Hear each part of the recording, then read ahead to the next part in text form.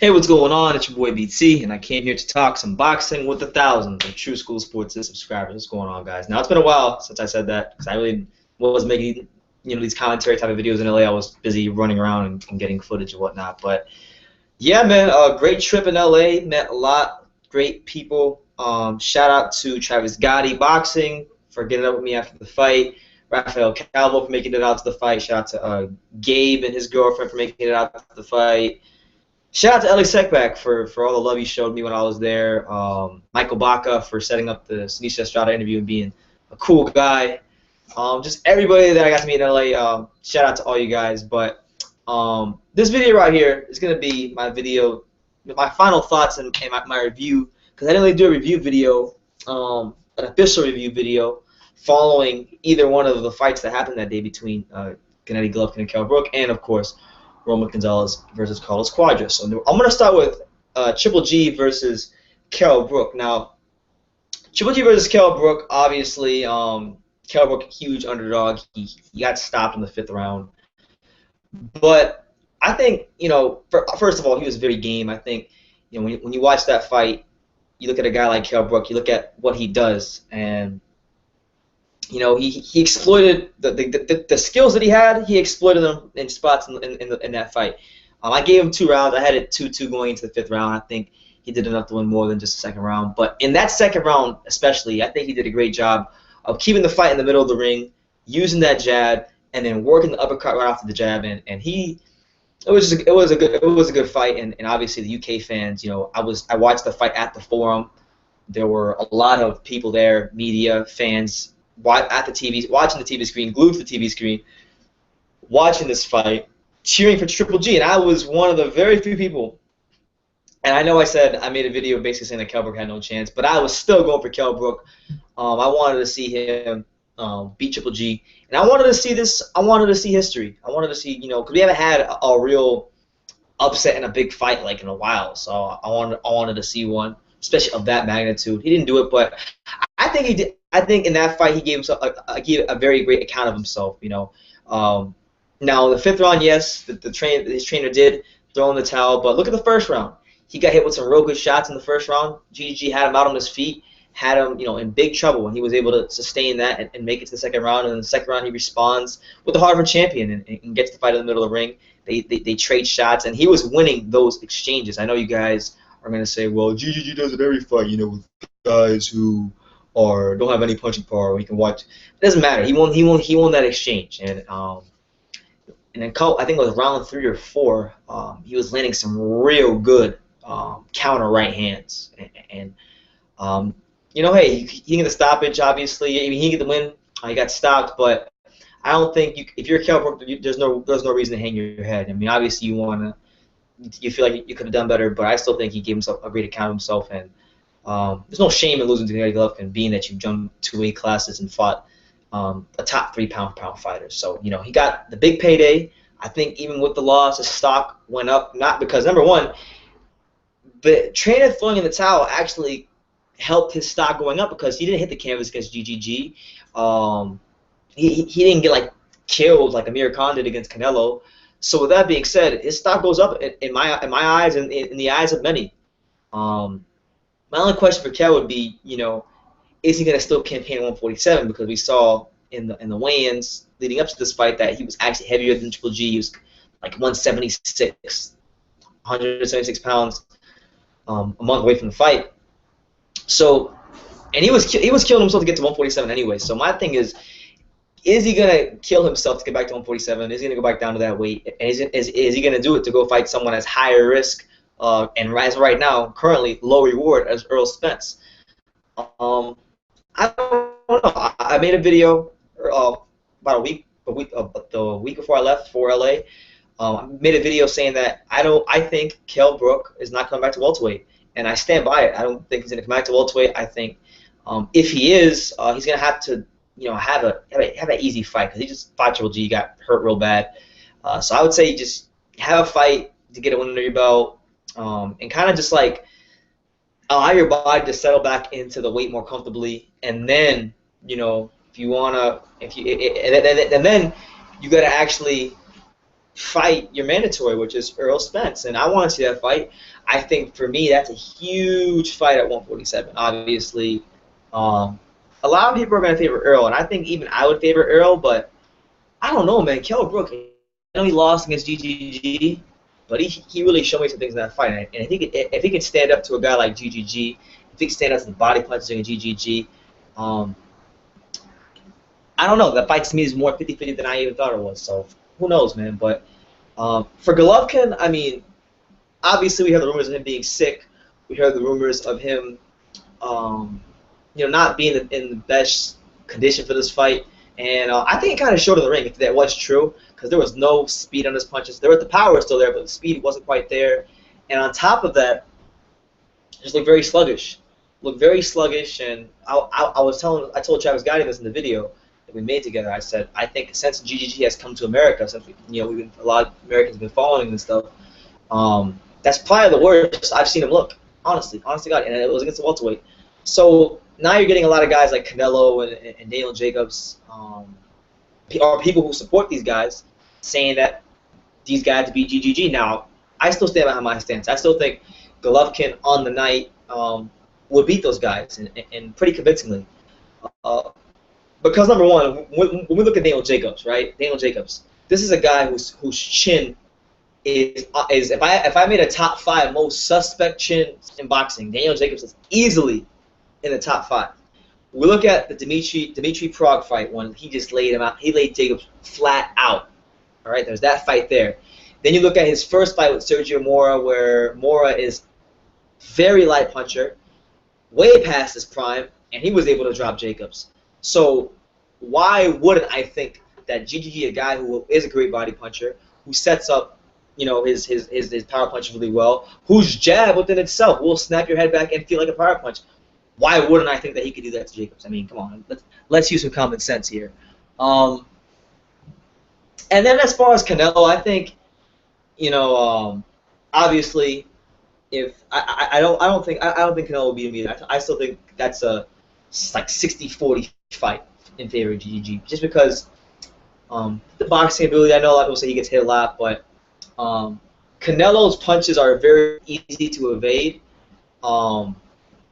He does telegraph his punches a lot, and he is the kind of fighter that can get hit. So it is what it is, man. But I think as far as like people saying that this dude beat GGG and that dude beat GGG, I think GGG is just a guy that fights down or fights up to the levels of his competition, because that's what he's shown us so far. When we look at the David Lemieux fight, David Lemieux was, to me, probably the most game opponent he's had. When you look at his fight against, who was it? I believe it was Glenn Tapia. Was it Glenn Tapia? Yeah, it was Glenn Tapia, right? Yeah, it's Glenn Tapia.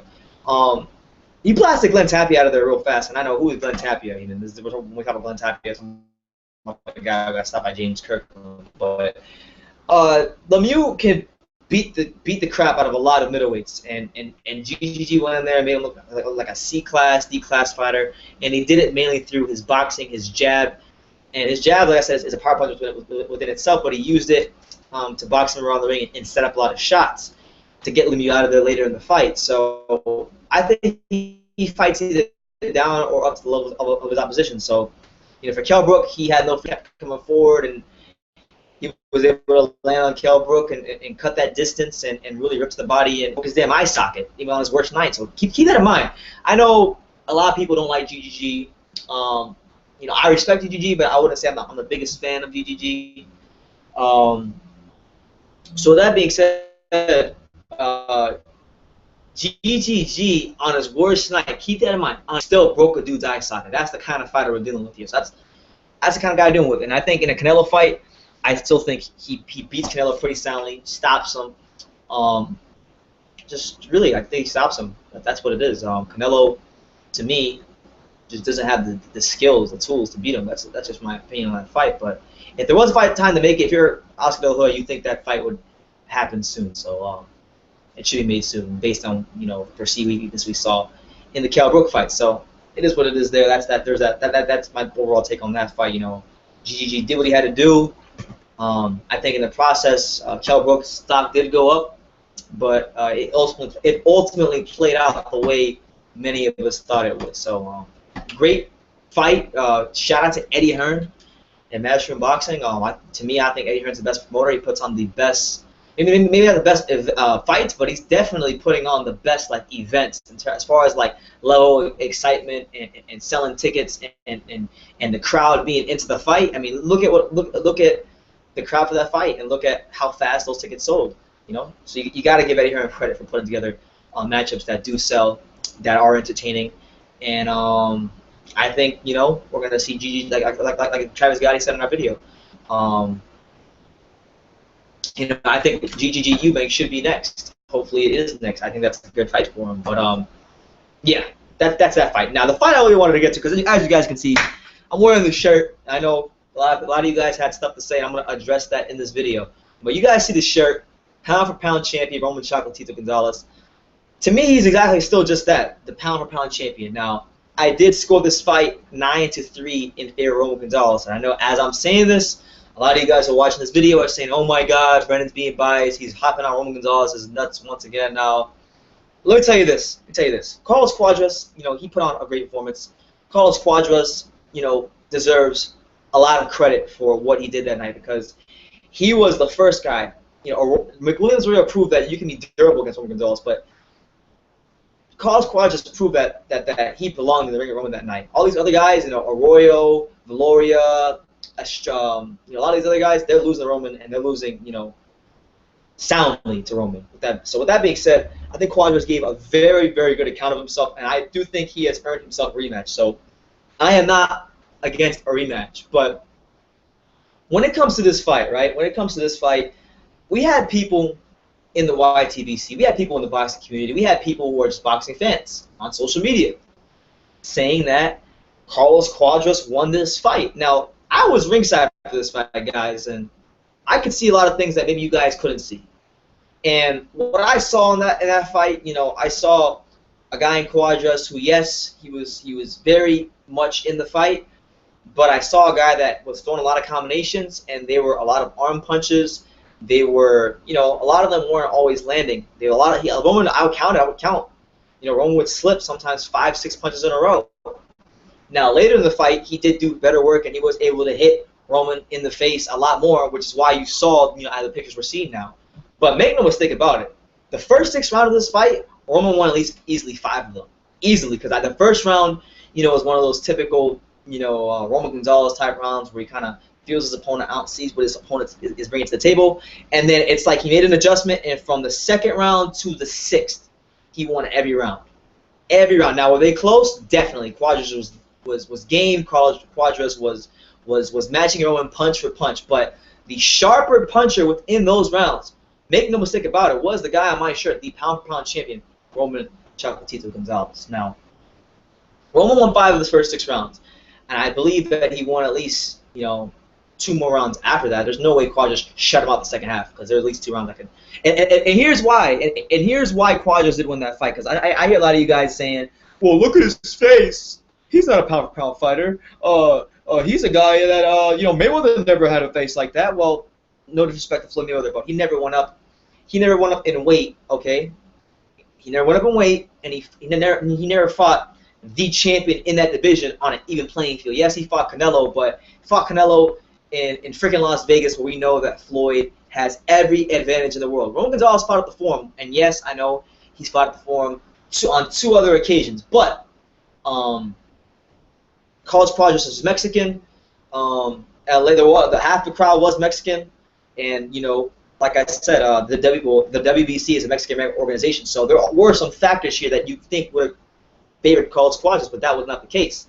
So what I saw from Roman was a sharper puncher, and let me tell you this: this is a guy who is a smaller fighter, a significantly smaller fighter, and Roman Gonzalez in that fight, while Cuadras did land better shots in the second half of the fight and was able to make Roman's face swell up the way we saw it in the post-fight interviews and stuff, make no mistake about it, he was not able to back Roman up. And I've always said this: if you're going to be Roman Gonzalez, you're going to need to be able to back him up. And him being the bigger guy, with punching power, with speed, with footwork. He was not able to back Roman up consistently. And that's what I saw. That's what allowed me to give Roman most of those rounds. And that's what it was. It was, in fact, Roman, the guy who was about 2 to 3 inches shorter, or an inch shorter. I don't know how. I don't know what the height discrepancy is, but I know he's definitely the shorter fighter and it's by a significant amount because Cuadras is definitely the bigger man. Roman was the guy backing up Cuadras. Roman was the guy hitting Cuadras with 4, 5, 6 punch combinations, and that's why. And they were accurate, and Cuadras just wasn't able to really do what he needed to do, which was back him up. No fighter has done that successfully other than Juan Francisco Estrada. And even in the Estrada fight, Roman was the sharper puncher in that fight as well. So that's what it is, man. I know a lot of you guys who don't like Roman, who are praying for his downfall, who have been active on this channel. I mean, don't want to see the guy lose so bad, look for anything. And that face, I know you guys saw that face. You just said, oh, he's not pound king. But how can you say that's not pound king? Because this guy just went up to a new weight class, 115. He took no tune-ups. He fought a guy who was significantly bigger than him, with punching power, with pound skills, with speed, with many title defenses, proven champion, with great attributes in his prime. And you mean to tell me that that's not worthy of being #1 in boxing? I mean, come on, man. I see right through the hate, man. I see right through it. Now, can the winner of Andre Ward and Kovalev be #2? No doubt about it, because Kovalev himself is #2, Ward is #2. But to be legitimately, like Adrian Brook, but legitimately a champion in a 4th weight class and beat, arguably, I don't think he's #1, but some people do consider Cuadras #1. You beat the #1 guy in the division. I mean, that's not to be taken lightly. And I know Cuadras made a big deal after the fight. He walked up the ring, he cried like a baby. He didn't want to give Roman his title, which is understandable. You just lost the biggest fight of your career in a fight that, if I'm Cuadras, I did good work in the second half. I think maybe I should have won the fight. But he lost the fight. I had 9-3, and while the rounds were competitive, Roman was winning them. So that's what it is, man. And look, he's gonna have a chance to do something really special because look, he has accomplished something very special. He did something that not even Alexis Arguello himself, a guy who was easily a top 50 fighter of all time, and that is, win a title in a 4th weight class. So right now, I think with that win right there, I'm going to say it right now, with that win right there, Roman Gonzalez is going to the Boxing Hall of Fame. He's going to the Hall of Fame. And if you say otherwise, you're an idiot. Now, I'm going to say 2 things. And look, you guys might think these 2 things are very blasphemous, but I'm going to say both of them, and I'm going to give my points as to why I'm saying them in regards to Roman Gonzalez. Now, I'm going to start with #1. And the first thing I wanted to say was this. So the year right now is 2016. So I would say in this millennium, right? In this millennium, from 2000 to now, I think Roman Gonzalez is the best offensive fighter in boxing over the last 16 years. Now, I know we had Manny Pacquiao, and I know we had Roy Jones Jr. kind of towards the end of his career. I really don't even want to count Roy because we all know that really the best Roy Jones Jr. was like 99 in the 90s, really. So Roy kind of to me doesn't count. So really it's between Roman Gonzalez and Manny Pacquiao. And look, I'm a huge Manny Pacquiao fan. I think Manny Pacquiao is an all-time great. I think there's an argument to be made that Manny Pacquiao is a top 25 to 30 fighter of all time. But I think Roman Gonzalez is a better offensive fighter than Manny Pacquiao for a couple of reasons, and I'll list them right here. Roman is a better offensive fighter than Manny Pacquiao because, #1, when we watch Manny Pacquiao fight, we know that there are things. We know that he has a certain style. He gives you a lot of angles, and he's going to throw a lot of combinations. But Manny Pacquiao was never a great body puncher. Manny Pacquiao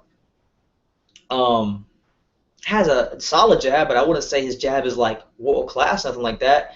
And on top of that, Manny Pacquiao is a good counter puncher, but he's not necessarily a great counter puncher.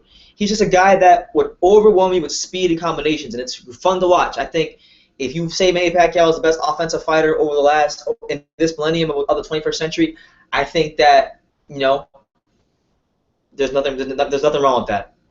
But to me, Roman Gonzalez is a better offensive fighter than Manny Pacquiao because he is more offensively versatile than Manny Pacquiao. First of all, he's a much better counterpuncher than Manny Pacquiao is.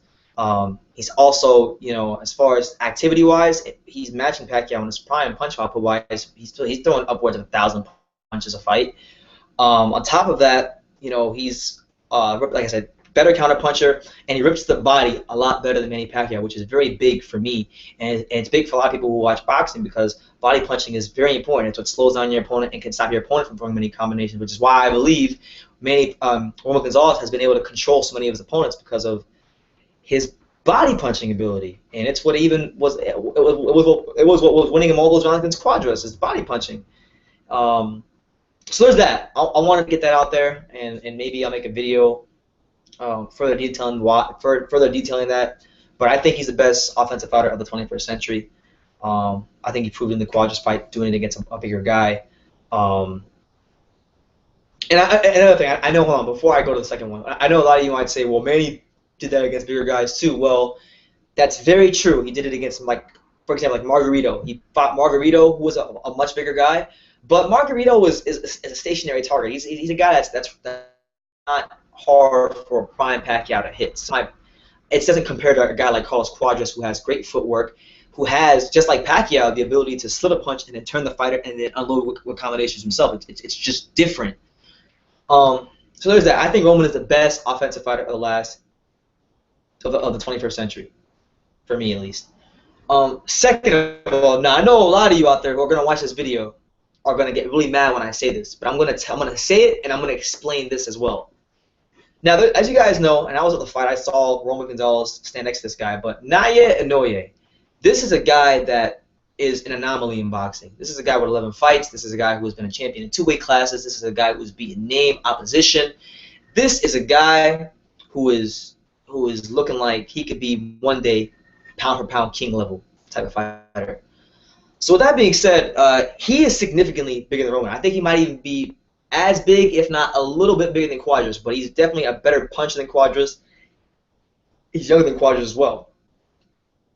So that being said, there's going to be a fight on the table, and I think Roman has earned the right to get at least one easy fight, because his last 4 fights between Edgar Sosa, Brian Viloria, Williams Arroyo, and Carlos Cuadras, those are all named top-level guys at flyweight and 115.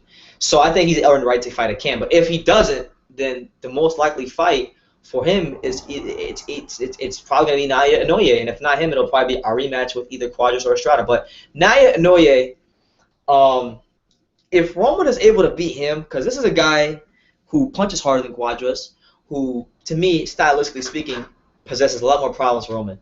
If Roman beats this guy decisively, I'm going to say it like this. If he beats him decisively, regardless whether he gets to 50-0 or not, I think he has definitely cemented he has a better resume than Floyd Mayweather. And I know as I'm saying that, a lot of you guys are like, this guy doesn't know anything about boxing. Brendan is stupid. He's riding Roman Gonzalez again.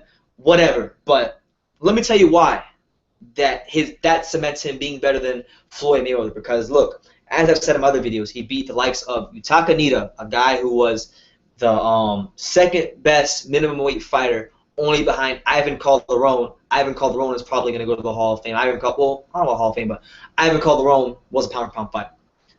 Nida made a string of title defenses. Roman blasted him out of there and retired him at age 30 to win his first world title. So then there's Yutaka Nida.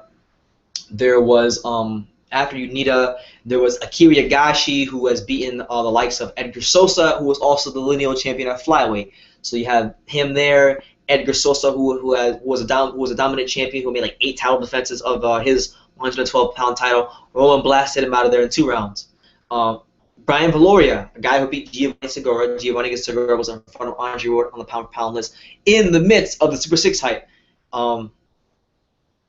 So Viloria, knocked out TKO to Viloria. Then he goes up in weight, and in my eyes, in the eyes of, I would say, half of the boxing world, he decisively beats Carlos Cuadras. Decisively beat him. Sharper punch that night. and becomes the first Nicaraguan fighter to win a title in 4 weight classes. Historic, all-time great type of stuff. That's a lot. That's a lot of stuff. But beating Inoue would represent another, A-level fighter.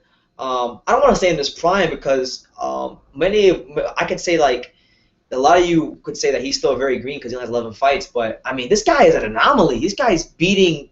He knocked out Omar Narvaez in like 2 or 3 rounds, and Omar Narvaez was a guy who fought Nonito Donaire in his prime, and Donaire went life and death with Omar Narvaez. Okay. This dude blasted Narvaez out there like it was nothing, and Roman's gonna fight this guy. If he beats Inoue, you're looking at his resume like this. You're looking at Carlos Cuadras, a guy who was top 15 pound for pound caliber fighter. Roman, on the night Roman beat him, he was a proven champion with like 6 to 7 title defenses. Bigger guy, and he was in his prime. And you could argue he's a barely an A-level fighter, but if not A, he's definitely like a B+. He's a very good fighter. After Cuadras, then you have Juan Francisco Estrada, a guy who definitely is an A-level fighter. Roman beat him. Roman beat him as well. He wanted to become a unified champion, and he might just fight him again. So there might be a chance for Roman to continue to make history and beat him again. So he has that on his resume. Then you're talking about Naoya Inoue, a guy who beat some real good competition. Like I said, Omar Narvaez, he's won titles at 2 weight classes. He actually, I believe he started his career, if I'm not mistaken, he started at 108 and jumped to 115 and beat the crap out of Narvaez in like his 8th pro fight or something like that. So if Roman beats Inoue, you're looking at not just Cuadras, but you're looking at Cuadras. Well, I'm gonna say Cuadras is A-level. I think he's A-level just based off of his resume and who he's beat. Cuadras A-level, Estrada's A-level, Inoue is definitely A-level. So you're talking about 3 guys that, if they wanted their primes, they're still, they're damn close to hitting their primes, and they're pound for pound level fighters. That's 3 prime guys who are bigger than him that Roman, had physical disadvantages against, and he went up and he beat him decisively. In all those fights, he happened to beat Inoue decisively. Floyd Mayweather, okay, no disrespect to him, but Floyd Mayweather, name me a guy who was A-level that he beat in their primes, because he sure as hell didn't beat Cotto or Pacquiao in their primes. He ducked Cotto in like, what was it, 2006 or 5 or I forget the year, but I know it was like the mid to early 2000s when he was supposed to fight Cotto. This was definitely in the mid to early 2000s because Mayweather was at 140. Cotto was also at 140. He was undefeated. He was running. He was one of the best fighters at 140. Everybody wanted to see that fight. And who did Mayweather decide to fight instead of Cotto? Oh, his damn sparring partner, Henry Brussels. That's who he wanted to fight. And so Cotto wasn't in his prime, and Cotto gave him a good fight when he was out of his prime. So he didn't fight Cotto in his prime. Okay, he sure as hell didn't fight Pacquiao in his prime. He ducked the hell out of Pacquiao in his prime. And then Canelo was green. I mean, you could say Canelo was only green. Canelo was green and super weight trained when Floyd fought him. So there was that. I mean, Diego Corrales was good, but he was a pound-for-pound fighter. So I guess you could say, if you wanted to say he did beat an A-level guy, you could say Diego Corrales, but he didn't really have a pound-for-pound skill set like that. So with that being said, man, he didn't beat an A-level fighter in their prime. And Roman's on the cusp of beating potentially 3.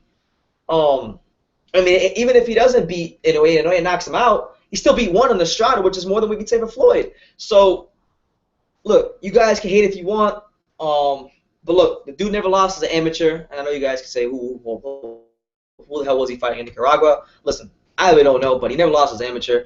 And when he got to the pros, he hasn't lost as a pro. He's fought stiffer opposition than Floyd at the time he fought him. You guys might not know the names, but they were stiffer opposition than Floyd had to deal with. He fought them on either an even playing field, or he was going on the road to fight. So Roman Gonzalez has fought in Nicaragua, he's fought in Mexico, he's fought in Japan, he's fought in New York, and he's fought in L.A.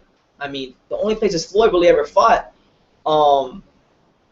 when he became that guy in boxing was Las Vegas.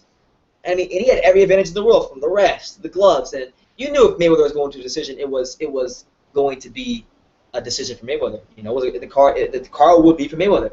So he never had a deck stacked against him. He never fought anybody on an even playing field. So if Roman Gonzalez does beat Inoue, you know, I can make an argument now for Roman saying that I think his resume is better than Floyd's.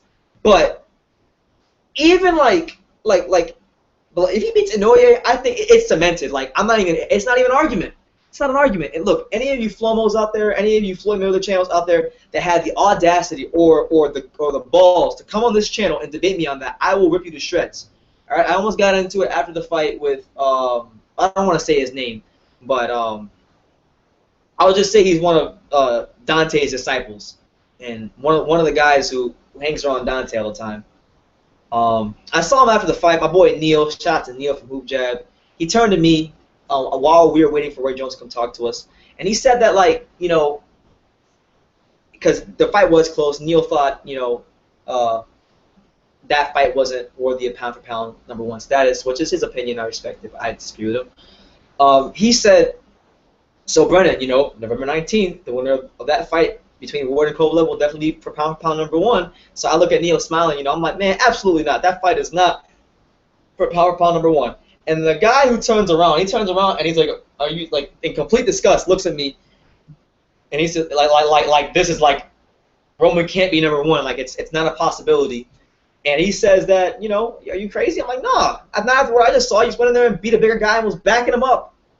Why would I say that? I mean, come on, man.